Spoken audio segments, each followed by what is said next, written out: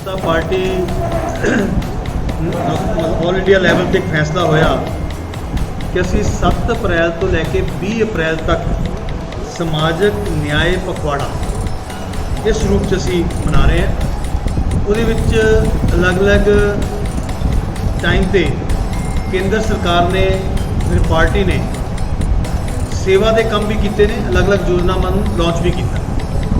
अज की press conference जी है वो मैं करोना नूं लैके कि केंद्र सरकार ने करोना नूं लैके किस ढंग नाल टैकल किया और करोना की वैक्सीनेशन जिहड़ी है ਉਹਦੇ ਲੱਭਣ ਦੇ ਲਈ ਬਣਾਉਣ ਦੇ ਲਈ किन्नी एफर्ट्स करके जे असी पिछलियां बीमारियां नूं देखिए तो उस बीमारी नूं लैके तो हुण तक जिहड़ा वैक्सीनेशन है उसका पीरीयड जिहड़ा है बहुत घट समय असी वैक्सीनेशन डिवेलप की है। तुहानूं याद होएगा कि जदों एक जापानी बुखार टाइप का सिस्टम आया सी उसनूं जापानी एनसेलाइटिस के नाम से जानिया जाता है।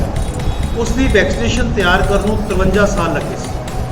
इसी तरह 23 साल बाद पोलियो की वैक्सीनेशन आई सी। इसी तरह टैटनस की वाइट वैक्सीनेशन 54 साल बाद आई सी और 30 साल बाद जी चिकन पॉक्स की वैक्सीन आई सी। लेकिन सेंटर और साडे साइंटिस्ट केंद्र सरकार के योजनावां डॉक्टर्स ये जी करोना की वैक्सीनेशन है असी बड़े शॉर्ट टाइम के इसनूं कल्ला प्रोड्यूस नहीं किया, हिंदुस्तान से लैके बाकी वर्ल्ड में भी इसनूं असी सप्लाई किया है। इस करके वैक्सीनेशन दे विच असी करोना वैक्सीनेशन दे विच एक अपॉर्चुनिटी भी लभी। सानूं याद है कि साडे इत्थे पीपी किट्स जिहड़ियां सीगियां ओह नहीं बनदियां सी। पीपी किट बनाने का मौका भी हिंदुस्तान ने पैदा किया और अज करोड़ों के विच साडे पीपी किट्स जिहड़ियां है रोज़ बन रही। इसी तरह N95 मास्क वो नहीं बनते सीगे। असी ये जिदा कहते ना भी मजबूरी जी होंगी है, ये इनोवेशन का एक मौका होंदा। वो वैक्सीनेशन जी साडी करोना ने सानू एक मौका दिता कि असी N95 मास्क वो भी असी बनाइए।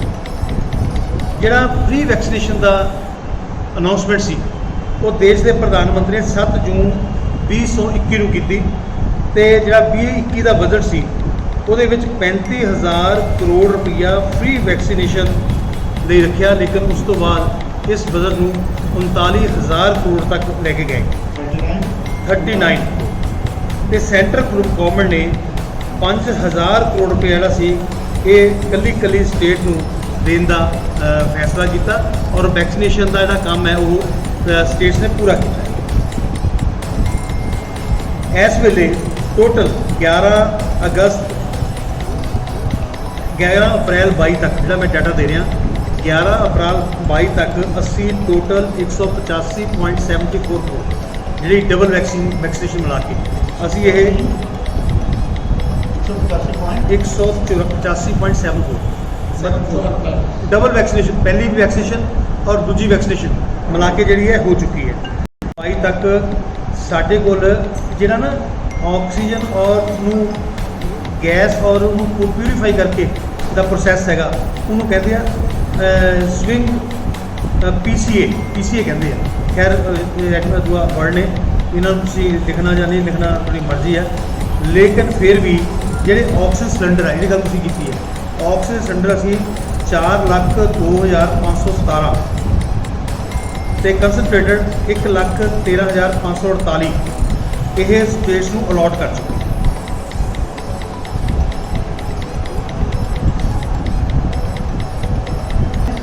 ऑक्सीजन कंसनट्रेटेड इन्हां दा मतलब पूरी मात्रा विच असी उस आपदा विच जिहड़ा है वो किया। जिहड़ा पर डे साडी प्रोडक्शन पीपी किट्स की हैगी है थोड़ा जिहड़ा क्वेश्चन सीगा वो एक रिकॉर्ड असी किया 2 लाख पीपी किट्स ते 2 लाख N5 मास्क जिहड़े आ ये डेली असी प्रोड्यूस कर रहे हैं।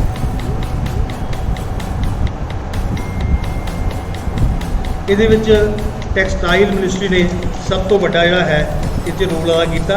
ਇੱਕ ਹੋਰ ਵੱਡੀ ਗੱਲ ਜਿਹੜੀ ਦੱਸਣ ਵਾਲੀ ਹੈ ਹਿਮਾਚਲ प्रदेश की मैं गल कराँगा तो उस वेले फस्ट वैक्सीनेशन वेले ਹਿਮਾਚਲ ਪ੍ਰਦੇਸ਼ ਹਿੰਦੁਸਤਾਨ ਦਾ ਸਭ ਤੋਂ ਪਹਿਲਾ ਰਾਜ ਸੀ ਜਿਹਦੇ ਵਿੱਚ 100% ਵੈਕਸੀਨੇਸ਼ਨ ਅਸੀਂ ਰਿਕਾਰਡ ਟਾਈਮ 'ਚ ਕੀਤੀ ਔਰ 0% ਵੇਸਟੇਜ ਕੀਤੀ। ਅਸੀਂ ਵੈਕਸੀਨੇਸ਼ਨ ਵਾਸਤੇ ਹੈਲੀਕਾਪਟਰਸ, ਸਟਾਫ, ਇਹ ਸਭ ਕੁਛ ਨੂੰ ਅਸੀਂ ਨਾਲ ਉਪਲਬਧ ਕੀਤਾ।